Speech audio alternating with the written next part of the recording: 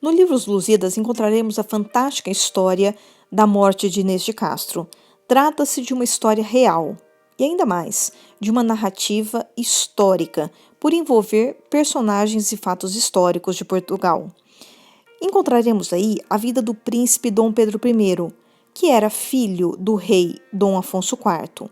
Pedro I era também casado com Dona Constança, porém apaixonou-se perdidamente por uma dama da alta nobreza, da família Castro, Inês de Castro, que era dama de companhia, o que na época se chamava aia, de Dona Constança. Era um relacionamento considerado inadequado, era um relacionamento impossível, porém, Dona Constança teve a vida ceifada pela morte e o relacionamento terminou.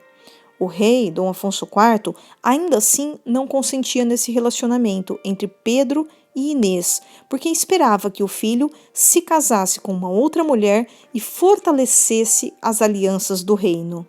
A cada insistência do pai, Pedro respondia: não, não, não, e mais uma vez, não. Durante os anos que se passaram, Pedro continuava negando as propostas do pai. Não, não, não e não. E nesses anos, Pedro teve com Inês de Castro 4 filhos. O rei Dom Afonso IV começa a ser pressionado então pela alta nobreza para que ele tomasse alguma decisão em relação a Inês de Castro.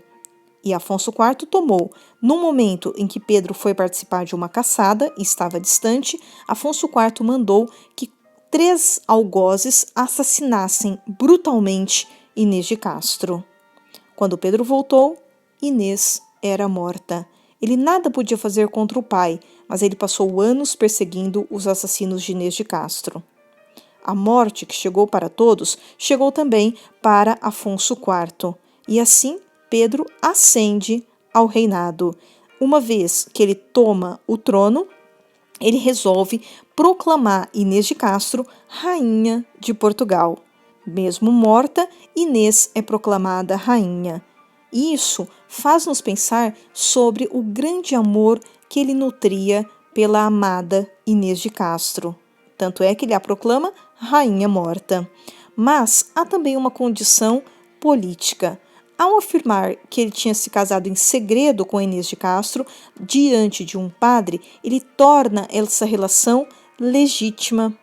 E uma vez que essa relação é legítima, os 4 filhos não são mais considerados bastardos, ou seja, concebidos fora do casamento. Eles passam a ser considerados filhos legítimos. Sendo assim, cada um dos filhos pode ser considerado um sucessor e apto, portanto, ao trono. Conta também a lenda que a Inês de Castro, ao ser proclamada rainha morta de Portugal, teria participado da cerimônia do beijamão. Mas isso seria muito fantástico e também é considerado lendário.